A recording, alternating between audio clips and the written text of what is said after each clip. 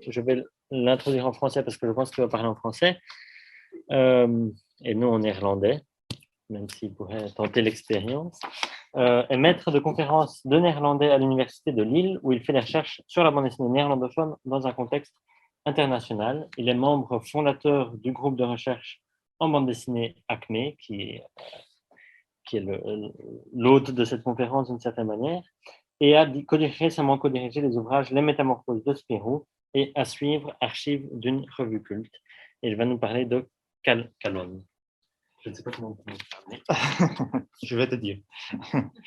Donc, bon après-midi tout le monde. Comme Benoît l'a dit, je vais le faire en français parce que je l'ai préparé en français.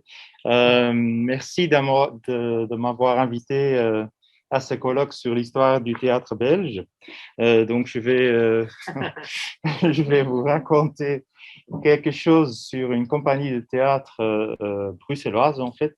Et il y aura un lien avec la bande dessinée, c'est promis. J'ai changé l'intitulé parce que bon, j'ai un peu réorienté ma communication. Et je vais surtout parler d'un ouvrage, ça sera une première. Hein. Il n'y a personne, à part les proches de l'auteur, qui ont déjà vu ce travail. Donc, vous êtes parmi les élus, quoi.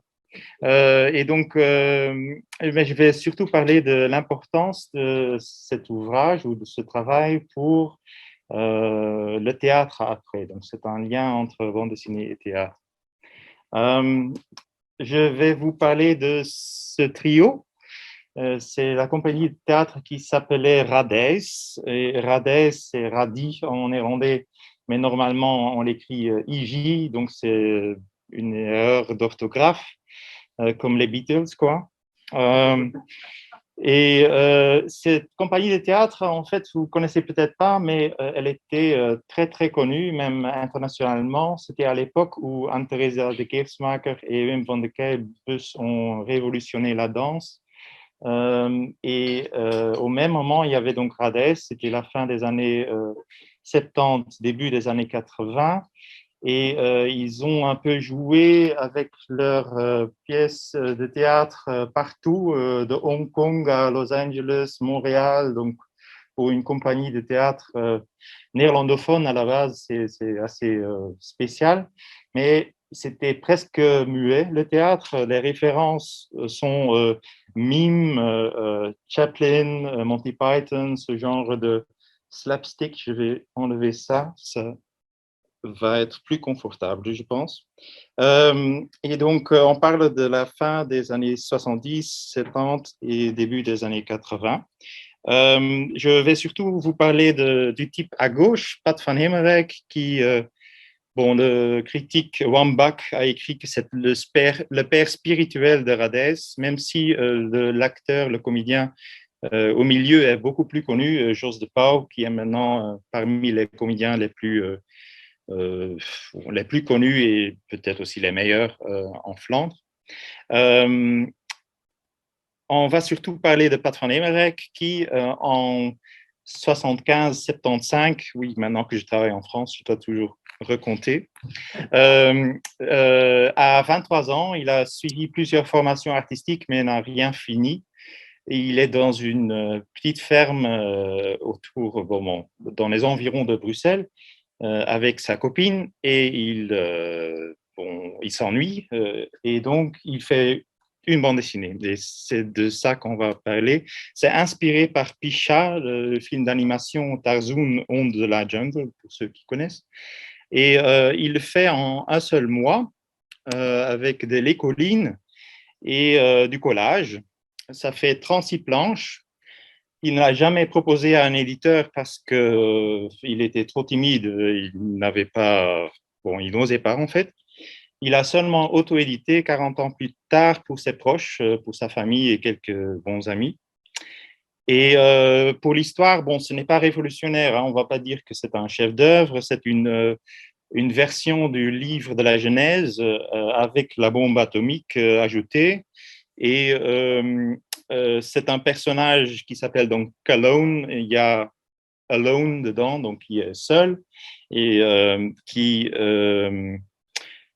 qui aura à la fin une compagne, hein, c'est le livre de la Genèse, et il y a aussi un récit cadre avec un metteur en scène de cinéma qui semble superviser la bande dessinée et qui donne des commentaires entre-temps. J'ai voulu Excusez-moi, en parler parce que, excusez-moi, en en fait, fait, on ne voit pas les diapositives ah oui, en ligne. problème technique. J'ai voulu en parler en fait parce que quand j'ai relu le chapitre du livre de Jean-Christophe Menu sur la bande dessinée et son double et sur le hors-champ, il y avait plusieurs aspects qui me revenaient à l'esprit concernant ce travail. C'est-à-dire, Menu dit le hors-champ, ça peut simplement être ce qui n'est pas publié. Et ici, il est même très difficile de voir comment ce travail-là, aux années 70, aurait pu être publié. Déjà pour des raisons économiques, parce que ce n'était pas rentable de publier quelque chose comme ça en néerlandais à l'époque. En plus, bon, vous voyez les formats, il y a parfois des pages à l'italienne, il y a des pages à la verticale, donc ça serait impossible bon, c'est déjà difficile à publier comme ça. Donc, ça serait un ovni incroyable dans la bande dessinée de l'époque, surtout en Flandre, parce que aux années 70, il y avait surtout Ercola comme bande dessinée underground. C'était très peu connu. Et puis, la production studio de Studio Van der Steen et d'autres bandes dessinées des quotidiens, en fait. Donc, ça peut paraître comme une sorte d'ovni à l'époque. Bien sûr, nous qui connaissons un peu la bande dessinée internationale, voyons déjà quelques liens, mais c'est surtout avec la bande dessinée française, en fait. Donc, il y a un lien clair avec Pilote Gottlieb. Il y a par exemple, je ne sais pas si j'ai déjà montré la page où il y a, oui, ici, donc la petite limace là, en fait, c'est la réponse à la coccinelle de Gottlieb, qui commente l'histoire. Il y a des dessins d'enfants aussi, ce qui est intéressant, hein, donc, dans le truc. Donc, on peut dire que pour des raisons géographiques, donc, si on peut dire que hors-champ est défini par région, hein, parce que ça peut se défendre, que en fait, ce qui est considéré comme hors-champ, comme ce matin, on a dit en Chine, on voit les choses différemment que ici, hein. Donc, c'est parfaitement possible de dire, ben, en Flandre, on voit la bande dessinée comme autre chose qu'en France. À l'époque, donc, il lisait la bande dessinée française et il connaissait ses influences, il les utilisait. Mais en Flandre, on ne le faisait pas du tout. Donc, ça, c'est déjà quelque chose. Et je voulais aussi montrer, donc ça, c'est les pages avec le metteur en scène qui intervient. Et la voix divine, bien sûr, qui intervient sur le metteur en scène, donc récit cadre, ou c'est donc voix supplémentaire, en fait. Ici, bien oui, Gottlieb, donc la coccinelle. Et je voulais montrer ceci aussi parce que quand on regarde la bande dessinée flamande plus tard, c'est totalement concevable ce genre d'histoire. Parce qu'à gauche, on voit Frédéric van der Stok, c'est aussi une variation du livre de la Genèse, mais qui vient d'être publiée, avec aussi la bombe atomique dedans. Donc, il n'y a pas de lien, mais c'est quand même marrant. Et bon, l'escargot à droite, dans un livre de Studio Van der Steen, Robert et Bertrand, ça date des années 80, donc c'est plus tard que Calonne, mais c'est le même type d'idée qui revient quand même à un certain moment. Donc, ce hors-champ dépend un peu du temps et de la géographie, ça c'est clair. Mais c'est surtout intéressant quand on regarde le théâtre que Pat van Hemelrijk a fait avec Radès et après avec Alibi Collectif, un collectif à lui-même ici à Bruxelles. Donc, à l'époque de Radès, il faisait des fiches comme les fiches ici, qu'il dessinait. Donc, c'était des blagues, en fait, des blagues visuelles surtout, qu'il dessinait avant de les jouer avec le trio de Radès. Et donc, on voit déjà que c'est d'abord le dessin et puis le théâtre, comme ça. Donc, par exemple, une valise avec trois, ou ici, les vêtements qui s'attachent au banc, ce genre de choses. Ici, je voulais montrer cette main parce que il m'a dit être influencé par Fred aussi. Donc, bon, les mains ont joué un rôle très important dans sa carrière au théâtre. Et pourtant, quand on regarde la critique, et donc ça c'est le dernier élément que je veux toucher ici, quand on regarde les critiques et les chroniques du théâtre de Radez et de Pat van Hemelrijk plus tard, on écrit souvent que c'est un théâtre des objets, parce qu'il joue avec des appareils, des objets, etc. Ça, c'est très reconnaissable, oui. Parfois, on dit aussi c'est cartoon théâtre, donc il y a un lien avec les cartoons, oui. OK, on fait référence à Laurel and Hardy, Chaplin, parfois aussi à des dessinateurs, mais alors ce sont des dessinateurs genre Saul Steinberg, donc avec une réputation quand même un peu plus élevée que la plupart des auteurs de bande dessinée. Et il dit aussi, un critique important, Wambach, a écrit ils ne veulent pas nécessairement faire du théâtre, ok, et donc il compare avec le film, donc ça pourrait se faire en film aussi, Radaes a fait des films aussi. Mais ce qui me frappait surtout, c'est que, bon, il y a aussi Jacques Tati, par exemple, comme référence, mais on n'écrit jamais que ça a été influencé par la bande dessinée, tandis que moi, quand j'ai demandé directement à l'auteur, c'est à la première référence qu'il a donnée. Et donc, ici, ce qui me frappe, donc ça vient de Menu, hein, il n'était pas le premier à le dire, mais la bande dessinée n'est pas vue comme un art qui peut inspirer un art majeur comme le théâtre, c'est clair. Donc, ces critiques écrivent. Donc, en fait, la bande dessinée tout entière est hors champ pour ces critiques de théâtre. Ça n'entre pas en jeu. Donc, c'est une autre version métaphorique du concept hors champ, bien sûr. Pourtant, le lien me semble très clair ici.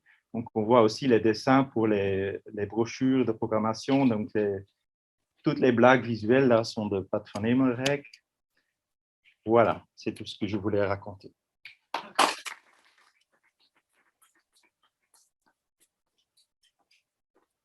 Grand merci Gert pour cette belle présentation d'une œuvre donc complètement inédite. J'ai peut-être une toute petite question pour ouvrir le bal. Comment est-ce que tu es tombé dessus? En fait, par la famille, en fait. L'auteur est un oncle de ma femme. D'accord. C'est pratique. Oui, c'est pratique pour oui, dénicher des œuvres comme ça. Il n'a jamais apporté un éditeur? Non. Ça lui est pas venu à l'idée ou il ne voulait simplement pas? Bon, comme je l'ai dit, il était trop timide à l'époque et après, il s'est dit, donc il a maintenant presque 70, donc 70 ans. Et donc, il ne sent plus, non, il se sent plus motivé pour. En plus, ça vieillit, hein, c'est clair. Ça ne donnerait pas la même chose qu'aux années 70. Le lettrage est clairement inspiré de Tarzan ou de la jungle. C'est une manière de visualiser les choses des années 70. Mais donc, à l'époque, il était trop timide et il ne l'a plus fait. Il l'a fait par contre avec, il a essayé, donc leur pièce de Rades la plus connue était Échafaudage, avec beaucoup de machines qui couraient et qui faisaient des trucs bizarres. Et là, il a fait une version photoroman. Et ça, par contre, il a essayé de. Donc, c'était un photoroman avec vraiment des bulles, etc. Donc, vraiment la logique bande dessinée qu'il a présenté à plusieurs éditeurs, mais personne n'en a voulu. Donc, bon. Mais pas pour Calonne, non. Sébastien, une question? C'est une œuvre de jeunesse. Oui, oui, 23 ans, oui. Et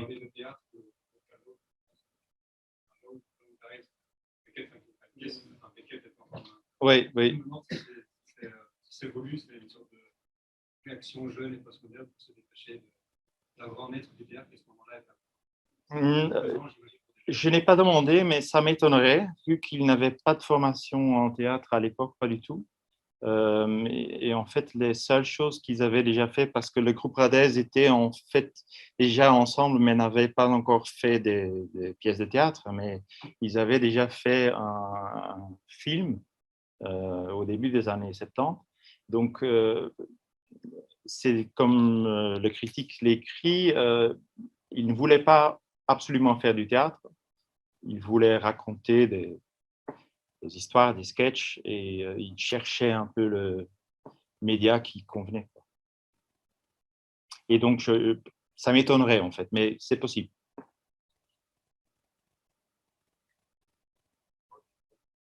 En fait, c'est une réflexion, mais qui inspirait aussi bien par l'intervention que justement avec Bouzati, qui rebondit un peu sur les propos. C'est-à-dire qu'on a l'impression que l'histoire de la bande dessinée est une quête de légitimité permanente qui est cassée par la loi de 49 de Comics Code et c'est quelque chose dans d'autres pays. Et en fait, on a l'impression, parce que Menu par du microcosme de la bande dessinée, donc un peu comme ça qui fonctionne sur ses propres références, dans quelle mesure finalement ces attaques qui sont menées de l'extérieur de la bande dessinée, finalement ont l'air de bien arranger le milieu même de la bande dessinée, dans le sens où il semble très très réactif à ce type de réalisation ou à celle de Bouzati, ou ce qu'Alexandre Balkan a même montré hier avec toutes les bandes dessinées qui étaient issues de Minuit. Donc, on s'étonne finalement devant leur évidence en les voyant aujourd'hui, pourquoi elles n'ont pas davantage percolé à part le cas de Logan James. Oui, mais bon, je pense que ça a surtout joué il y a 10 ans, 20 ans, 30 ans, et beaucoup moins maintenant, quand on voit que tous les éditeurs littéraires s'attaquent au roman graphique, mais ce que c'est le roman graphique est très différent d'un ouvrage à l'autre, il y a beaucoup plus de liberté. Le fait déjà que Bouzati soit traduit maintenant veut déjà dire qu'il y a cette ouverture maintenant qu'il n'y avait pas avant et qu'on s'intéresse maintenant à des choses quand même un peu moins cadenassées qu'avant. Donc, je pense que ça a certainement joué, surtout avec les éditeurs de bande dessinée. Aux années 70, ça aurait été impossible de trouver un éditeur néerlandophone pour ce genre de travail. Donc, déjà parce qu'il fallait vendre 10 000 exemplaires pour que ça soit rentable, avec les autres techniques d'impression de l'époque. Et donc, il fallait faire des bobs et bobettes parce que sinon, ce n'était pas rentable. Mais il n'y avait rien de tel aux auditeurs néerlandophones à l'époque. Les gens qui voulaient faire autre chose devaient aller vers le marché francophone, comme l'ont fait des gens comme Johan de Moor, Griffo, Marvano, des gens comme ça après, qui ont fui le marché néerlandophone. C'est en Hollande. Non, Hollande, c'est pire. Ouais, oui, c'est l'inverse du monde de la littérature, en fait. Donc, les éditeurs de bande dessinée néerlandais, non, les néerlandais, disent toujours qu'ils vendent beaucoup plus de bandes dessinées en Flandre qu'aux Pays-Bas.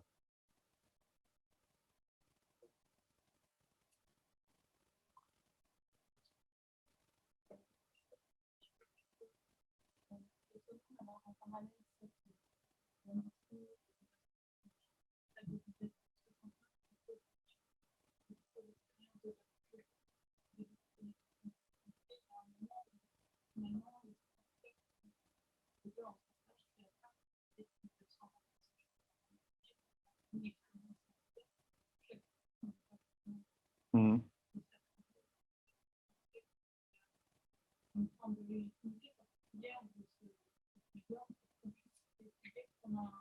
Mmh.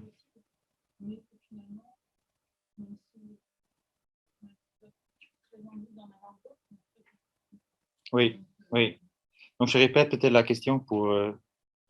donc, on demande si, donc, si la bande dessinée avait, au début des années 70, une certaine légitimité pour que certains auteurs essaient quand même de faire des bandes dessinées. Ça peut jouer pour certains auteurs. Ici, je suis sûr que ce n'est pas le cas. En fait, il s'agit d'un auteur qui cherchait seulement un moyen pour raconter. Et donc, en 75, il voulait vraiment devenir auteur de bande dessinée. Donc, ça, c'était sa mission. Et c'est le hasard qui a fait que, en fait, ça a mieux marché au théâtre. Mais donc, il a fait, donc, après le théâtre, il a encore fait des films. Il a intégré beaucoup de vidéos dans ses pièces de théâtre à partir des années 90. Donc, il a toujours cherché des manières visuelles à raconter. Et dans ce sens, bon, ça fait partie intégrante de son travail, même si personne ne connaît.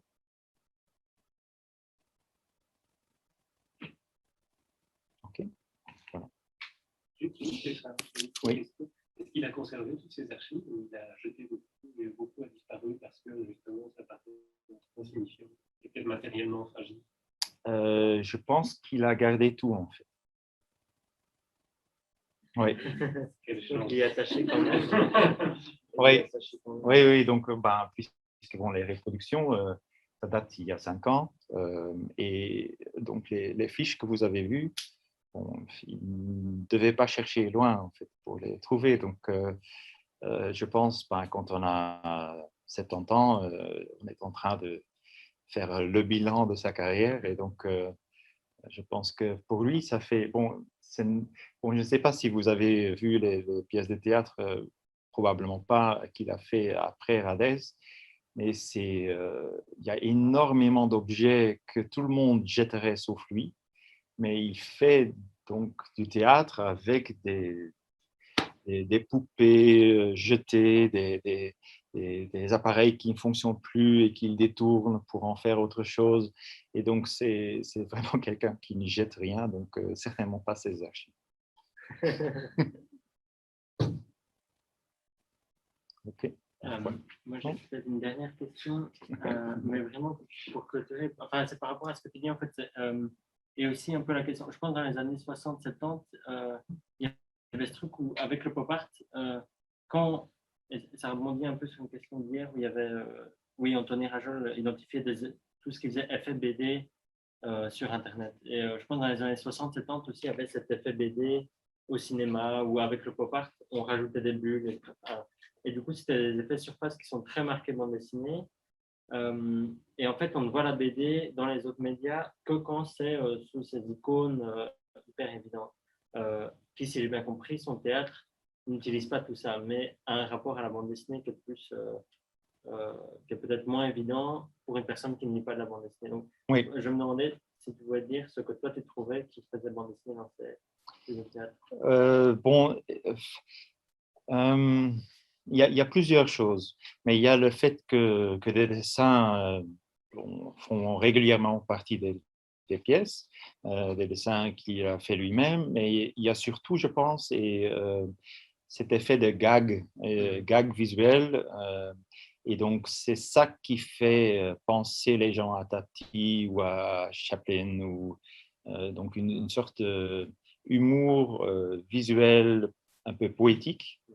Et donc, c'est ce qu'on voit quand même beaucoup dans des bandes dessinées. Et donc, si on met toutes ces références-là, donc Tati, Chaplin, Saul Steinberg, tout ça, mais personne ne mentionne même Gaston Lagaffe.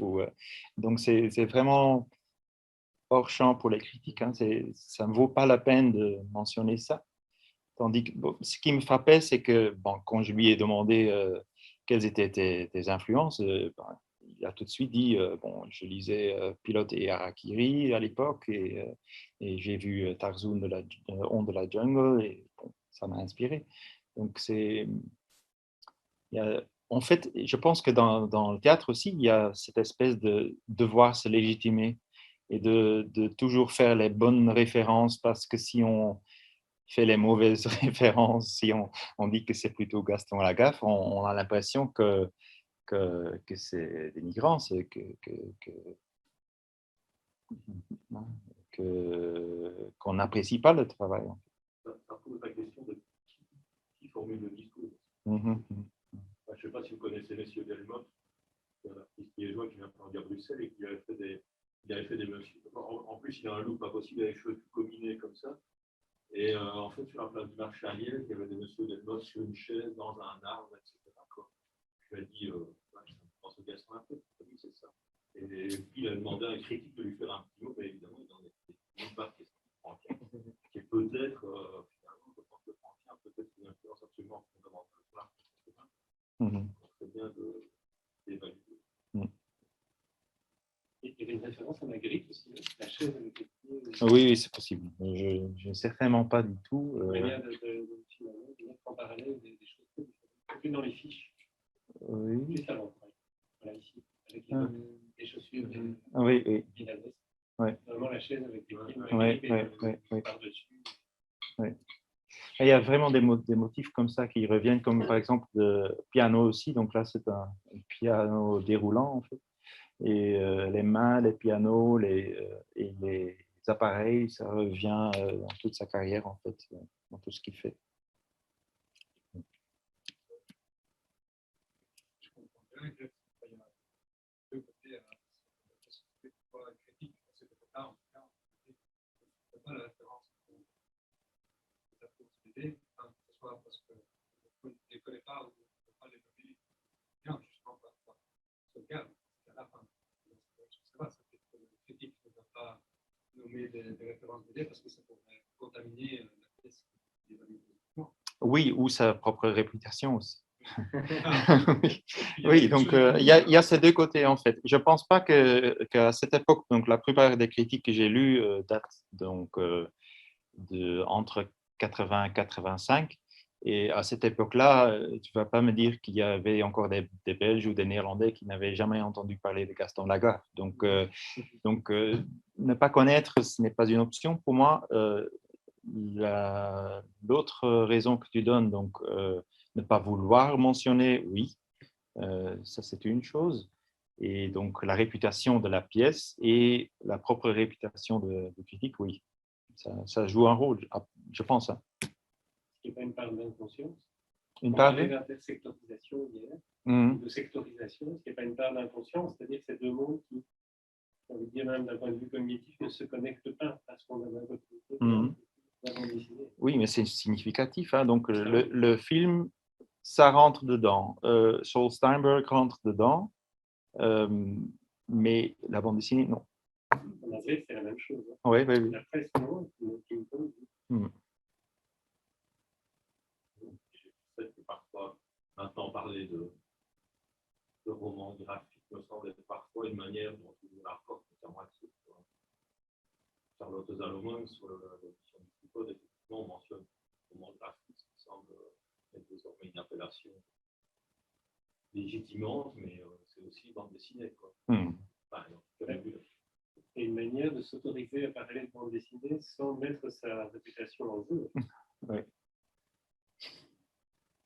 Il y a plein de mauvais commentaires. Oui. Oui. Ok, merci.